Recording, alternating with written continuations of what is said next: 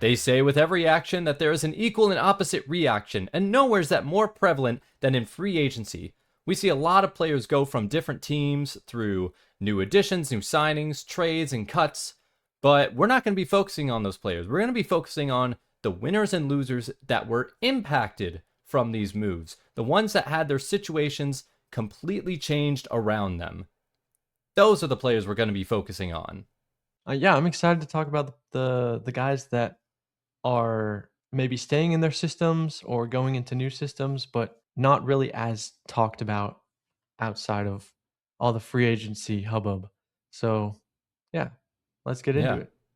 Yeah, we can get right into it right now. We'll start off with the winners category. And I think when this was all happening, there was one winner that was kind of obvious through the get go. And it was through the move of Travis Etienne. When he left Jacksonville and he went over to the Saints, that left a massive hole of who was going to become the Jaguars' new running back. And as of right now, we don't know what might happen in the draft, but the biggest winner is Bayshaw Tootin, the guy Mhm. who was drafted last year because of his amazing performance at the combine, his 4.32 40 time.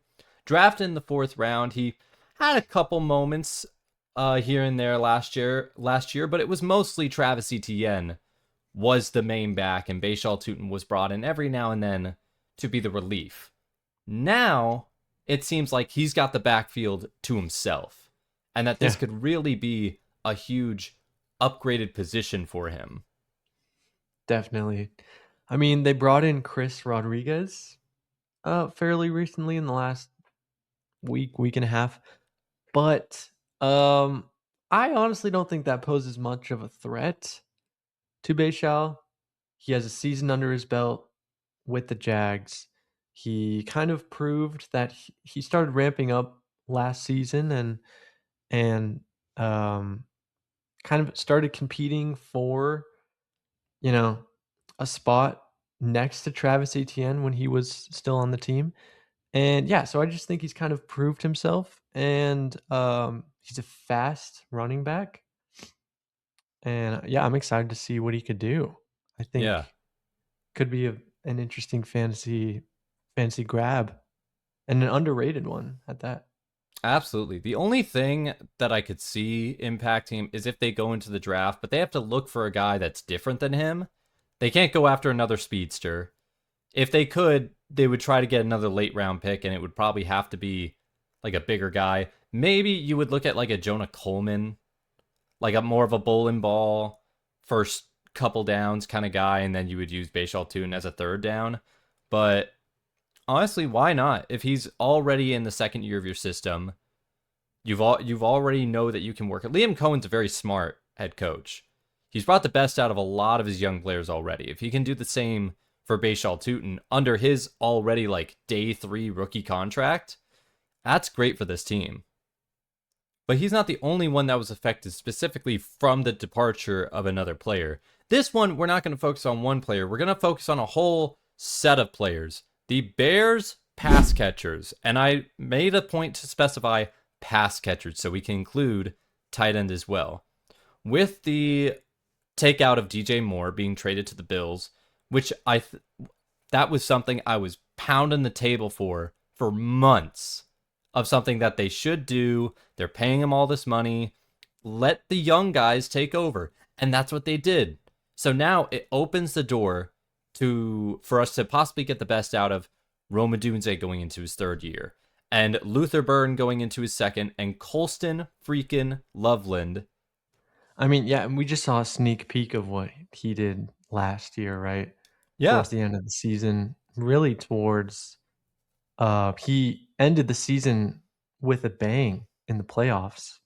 Was just crazy. And I think it shows a lot for a team to place so much confidence on a player in the playoffs.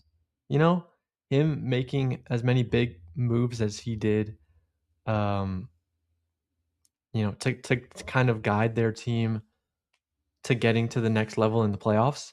Even though they didn't, they went pretty far too. They lost.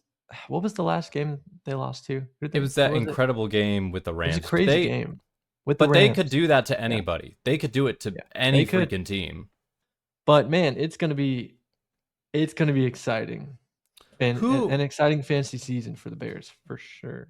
I think we all know that they're going to have an upgrade over this. And I think if you were to ask me who would I rather have of the three, I might just have Colston Loveland of the three.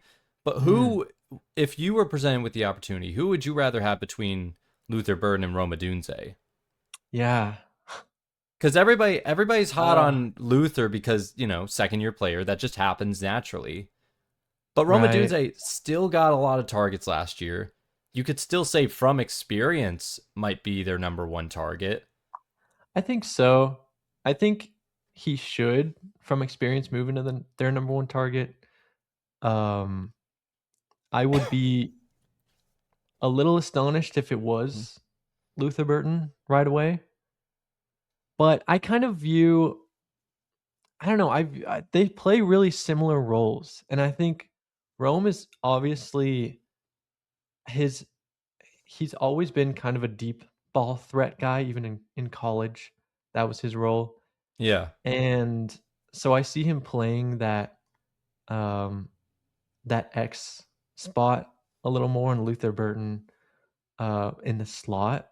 But they both line up on the outside, and they could both kind of do whatever you need of them. So I don't know. It is a tough one. I do like the younger players dynasty wise, but they're both what, like a year apart, year or two.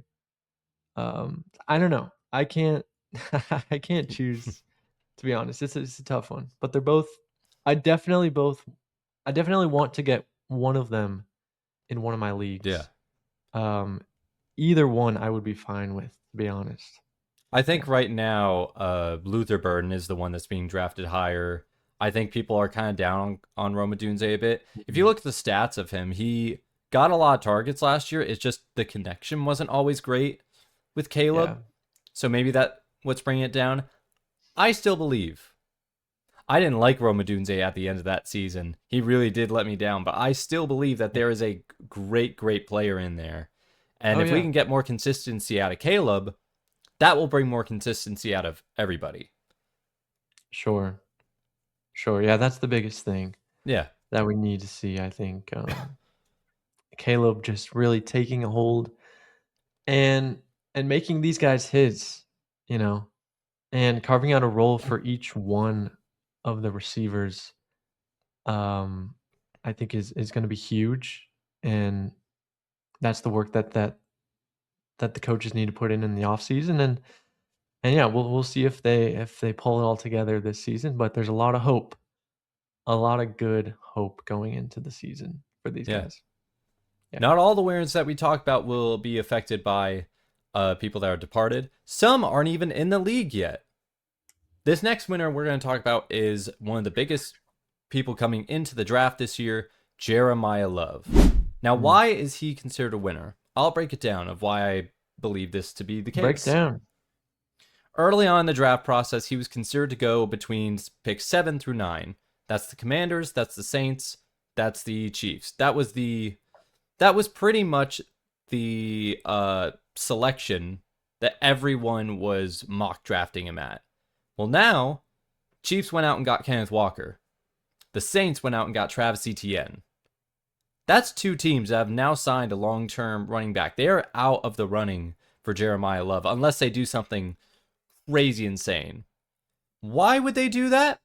I don't know. Probably because he ran a 4.36 at the 40 time at the combine, and he looked so good. And I think the hype around him has now grown, and I think he's going to be a top 5 pick. I think I think he's going to be a top 5 pick.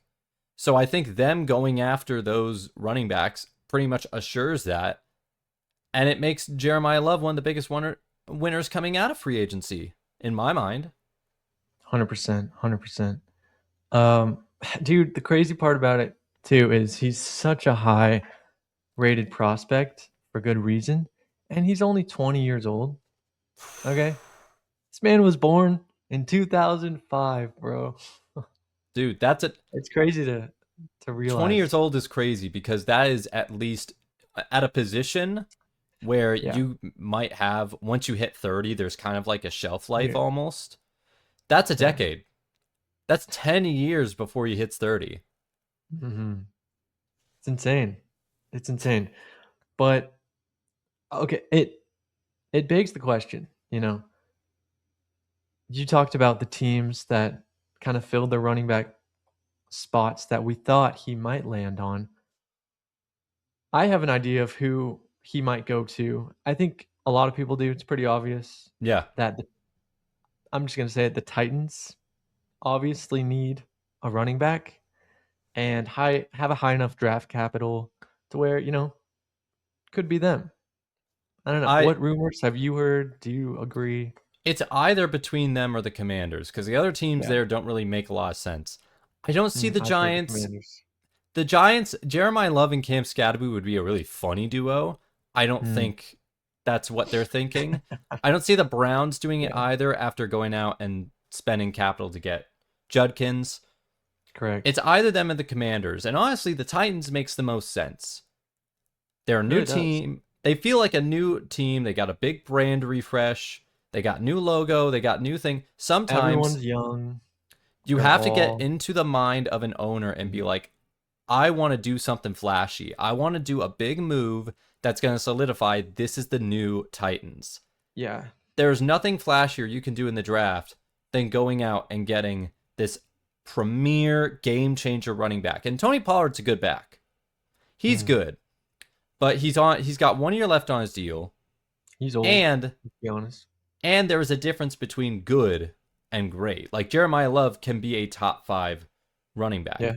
So either he comes in this season and they keep Tony Pollard on the roster, but they move more with Jeremiah Love, or they use this as a way to draft him and then trade Tony Pollard sometime between now and before the season. Mm. That seems like what's most likely to happen. Yeah, I'm with you. I think that makes the most sense for a landing spot. Young team. Let's get a young guy in there to complete out um, the offensive core. I still think they could use some better receiving weapons. You know what I mean? Yeah. But um, Jeremiah's a good pass catcher, so that'll be good for them. Yeah, we'll see though. We'll see where he goes, and I'm sure he'll do well. Not all moves, though, are created equal. Some are True. just bad for other teams, they're bad for other players, and we have a number of losers that we can get into. And the first one I wanted to talk about, these are the biggest losers. It's not just one running back, it's 2 running backs. You could argue 3 running backs. How about the entire Cardinals running back core? Because they went out and they signed Tyler Algier to 2 years, 12 million, which is not an insane amount, but it's not a small amount either. Yeah. And I think from the team standpoint, the reason they did this was because they lost James Conner and Trey Benson about a month into the season, and they had to rely on nothing. Oh, So I it's think terrible. from a team sense, they were like, let's make sure that doesn't happen again. So let's get a third running back. Mhm. I understand the mentality there. Unfortunately for fantasy, that's gonna suck because Yeah. James Conner is an aging back. He's now past his 30s. You have Trey Benson, who is yet to really was about to get his opportunity, got hurt, never got that opportunity, and you have Tyler Algier, who's just famous for taking touches away from Bijan. Mhm. It's a lose-lose situation for everyone that's involved. I don't even really have a lot to say. I mean, I think anyone who follows football understands how tragic it is to follow the Cardinals. All right. Even if you're not a Cardinals fan, you see what they go through on a year-to-year basis, and it's crazy. And I think that's just kind of the curse of the Cardinals, man. But honestly, in in a lighter mood, I do like Tyler Algier. I think he's a good running back. He runs hard. Yeah. He competes well, and I think that they could benefit from having him. But it's like, is he really going to be the starting guy? Like, you know, No, that's the thing. or I is it don't going to think be any. Trey Benson? I don't even know It's necessarily. confusing. I don't know what the lineup's necessarily going to be. Right, I right. don't know who's coming That's out what I'm on saying. first, second down. That's what I'm saying. Yeah, it's so I think we've only really seen Algier in a supporting role too. So I'm assuming that that's kind of where they're thinking he's going to be.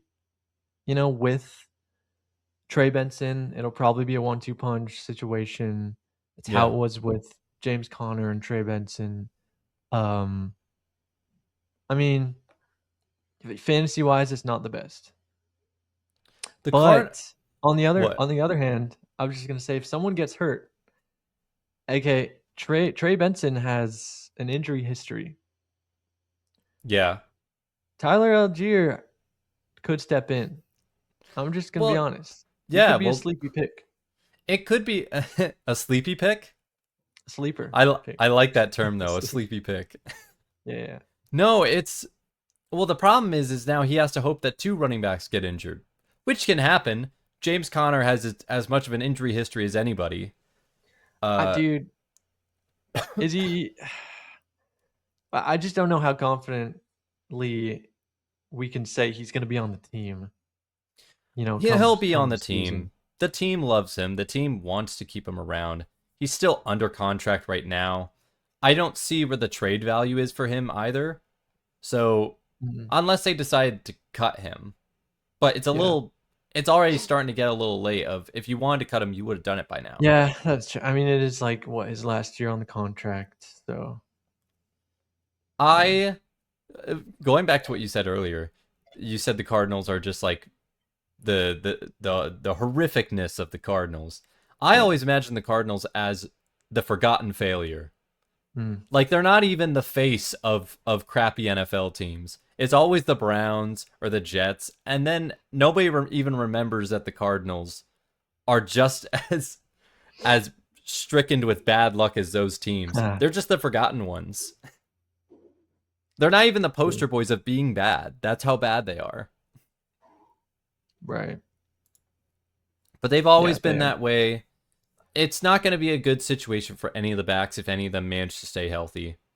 Mhm. And who knows if the team's even going to be good this year? We'll just have to see. Yeah, for sure. But at least I feel like most of the players there actually want to be there. Tyler Algier signed to be there, so he wants to be there. You know who doesn't want to be on their team? Brees Hall. Being held down in a dungeon by shackles, Mr. Brees Hall was given the franchise tag against his will. He did not participate in that franchise tag. All this guy wants to do is leave the Jets, and they just they just That's won't kind of allow funny. him to do it. Yeah, I that's pretty good. my only theory as to why they franchise tagged him, even though they tried so hard to get a trade, is because I think they're going to try to do it again. Hmm. I think they're just going to hold on to him until the trade deadline and try to make a trade happen again for Brees Hall, just to I think see if they they, can get yeah, something out of like him. it's a strategy for them to franchise tag him. It makes everyone think that he's so good, right? He's the guy. They don't want to get rid of him. Why would they want to trade him? And then, right, once everyone is bummed that they can't get Brees Hall, they're like, oh, you know what? Let's he's back up. Do you guys want him? He could have gone to the uh Chiefs. He could have gone to the Saints. He could have gone to dude, I Seattle. No, he I wouldn't have gone. wonder. Here's the question, bro. I wonder what he was thinking and the Jets fan base at that when Geno Smith got signed. It's like, come on. That's comical, bro. It's Dude, I comical from know. a historic standpoint, and I'm sure Brees Hall was just he's probably so done he doesn't even follow who they pick up anymore, bro. He's dejected. Yeah. He's fully out of it. He's one of the at this point he's just waiting for the other shoe to drop. He probably sits he's probably just sitting in like a super cold ice bath just with no expression on his face. Like that's Yeah. just his general feeling right now. I mean, at least he's getting paid well. He'll So be he'll be fine. He'll yeah, have some good games. He'll have some bad games. yeah, The only hope is that maybe before next season he'll actually have the chance to be free and try something else. Because I want to see what he does on a different team. I want to see what he can do on a yeah. team that's not the Jets. I agree. I agree. I think it could be really good. He reminds me of a better like Travis Etienne. He's three down. He's three down. He's three down. He's that guy. Yeah. 100%. Oh yeah. The Vikings wish they could say that this was their guy because they brought in someone else to try to take his job. JJ McCarthy. Obviously, of probably all the quarterbacks, one of the biggest general losers to happen out of this because a lot of people didn't know to what. I think people had a suspicion that they were going to bring a quarterback in to Minnesota. They just didn't know what type of quarterback. Was it just going to be a veteran like a Jacoby Brissett, like a Joe Flacco? Just somebody to, break glass in case of emergency if it doesn't work? Or were they going to bring in a real competition, like a Tua or a Kyler? And they brought in Kyler. And unfortunately, that spells absolute disaster for JJ Huh. McCarthy because that tells them right away that the team is very comfortable with the idea of looking for somebody else. They're looking for the best player to take over. This is Mm. no longer a project. We're no longer going to invest in a guy to possibly be as good. No, you got to be good now. Because if you're not Mm. good now, you're replaced completely. Yeah. Yeah. It I agree. I think that's definitely they're trying to put some pressure on the program and stress test these guys, which could be good. You know, maybe they'll find a gem out of one of these guys in the process. But personally, I'm not a fan of either one of them, fantasy wise. I mean, I like the idea of Kyler Murray and JJ, but this will be what year 3 for JJ McCarthy, Mm. right? Yeah, I it will think. be his third year, his second year, really, because his whole first Yeah. season was taken So out from injury. right, that's true. Second year, really. I think I don't know, man. He has a lot to prove this season, right? If he wants to stay on the team, it's almost like if Kyler comes in and takes over this team, right, and does well, JJ might be an afterthought, dude. He's gonna be like the next Anthony Richardson or um, Justin Fields, getting thrown around other teams. It's it's not a good situation. Dude, It's just he's not. just it could just be a situation of he's just not ready yet. We're seeing more and That's more true. that some quarterbacks, they just take time and they take a lot of years and once Yeah. they get that experience under them, that's when they truly start to become great. I mean, Yeah. we won a Super Bowl with Sam Darnold. Nobody thought that would happen 2 years ago. Right. And That's true. JJ's young. JJ's He's a young incredibly guy. young. He's like 23 or something. It is pretty. So Yeah. yeah. So I think there's still a lot of time for him to learn, to grow, and he could become ultimately a decent passer and a safe player. Sure. The problem is now you're being put in a situation where you are going up against a quarterback that no matter how you feel about Kyler Murray, on paper, he's a lot more talented than you. He has a lot more he has a better arm, he's got faster legs. He he he as a physical specimen is better. And he's had a lot of good years as a starter under his belt. He is a veteran, Mm, which has always worked with Kevin O'Connell and his offenses. right. To say JJ McCarthy that his back is against the wall is an understatement. Like this is straight up if you don't start pulling your weight hard, Yeah. you're going to get forgotten. Yeah. I'm expecting a lot of OTA talk and training camp talk, around JJ, and that will set the tone for Yeah. the year. I mean, that's how it goes generally speaking with players, but I think we'll find out early on how he's doing.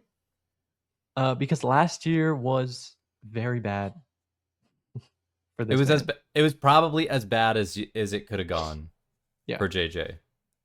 right. So we need to see stuff up front, and I I'm not going to touch this man fantasy wise at With a all. 10-foot pole. No. No, he's going to be undrafted. He's going to be um what is it, in free agency, and I don't know, man.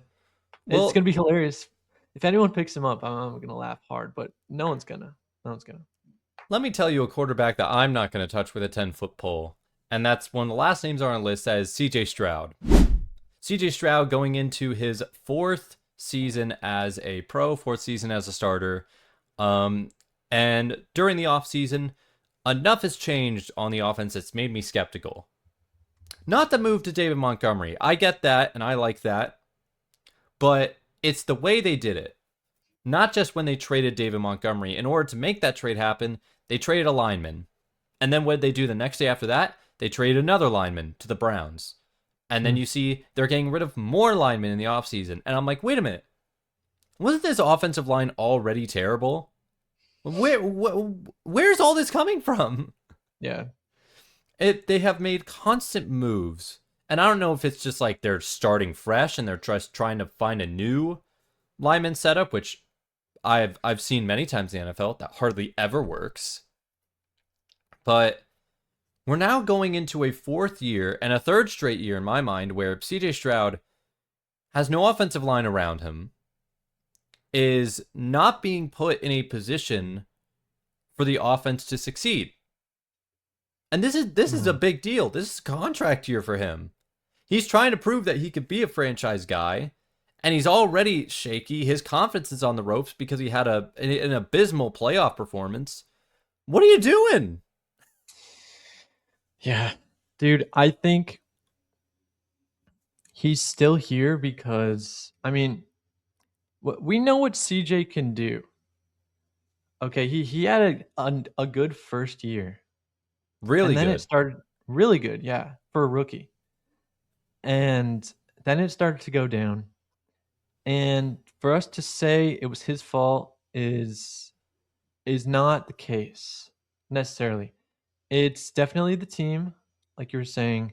His offensive line is wretched, and he has decent weapons. Like I think they're making a way for him to get weapons. They need to go hard in the draft this year, offensive line wise. They just need to, and Yeah. then they could actually be a decent team. But I don't know if it's sometimes this gets to players' heads. When their offensive line is so bad that they can't do much. Um, and I hope that doesn't happen. I hope they improve there so that we could see what he could do fantasy wise. Because I still want to have CJ as like a backup QB on my bench. Because there's still a lot of potential there. You know what I mean? Yeah. It's I think especially if you could get some guys like it.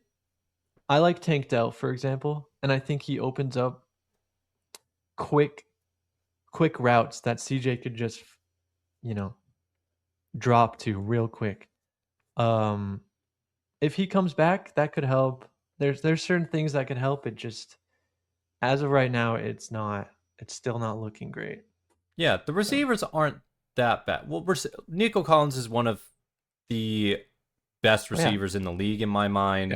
yeah, he You is. hope that a guy like Jane Higgins can take a slight step up in Mm, year two. It's not the worst weapons, but it's the line that kind of hurts everything. If you don't have a good offensive line, it will affect every part of the offense. yeah. You can't fix that. Their defense is going to be great. It's going to keep them winning games. They'll probably end up in the playoffs again, but we're dealing with a QB that his best season was his rookie year. And every year he's just shown a little less and a little less. It's gonna be his fourth season It's this going to year. be his fourth So season. And, the NFL is they're starting to wisen up a little bit. Remember that period where everybody was getting a new contract and everybody was getting the $50 million a year mm. deal? Right now, Stroud ain't earning $50 million. At this point right now, he's just not. He needs No. to play better so that the team can be comfortable being like, you're our guy for the next 4 to 5 years. Because if you don't, then you're stuck with a Tua. Then you're stuck Yeah. with a contract and dead weight that you can't get rid of. And then you're forced to Right. get rid of him. And that screws over your franchise. Which Mm. they know, and they're aware of that because they did that with Deshaun. They Ooh, had to do it with Deshaun. So true. I don't know. Fantasy wise, I'm staying away from him. I hope for the best because I want to see him succeed. I want to see many Yeah. players succeed, but signs aren't great. The signs aren't great, and I hopefully he can uh take away the turnovers because the turnovers were some of the worst I've seen in the playoffs of 100%. any QB. Oh yeah. No, their offense was horrendous to Yeah. watch last year. Um, yeah, gotta hope for the best for all of these players in the losing category we talked about. Hope for the best.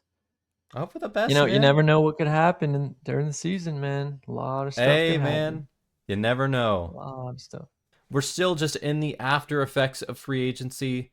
There's still little moves being done every now and again. There's still things that are going to lead into the draft, possible more trades, and then that's when everything starts to Hmm. solidify and we can really get into, the meat and potatoes of the offseason talk because the rosters will be put together. They'll be Yeah, complete.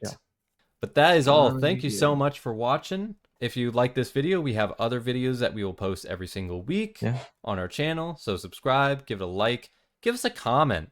leave some comments. Leave a comment. Let us We'll know. reply. We'll reply back. Let us know some winners and losers that you thought of free agency. What did you think of the Jalen Waddle trade that just happened recently? Yes. You know, stuff like that. Yeah, stuff's happening every day. And if you're not keeping up, you're keeping down. So Exactly. let's In a just complex fantasy world, just remember to stay simple. Good night, everyone. good night.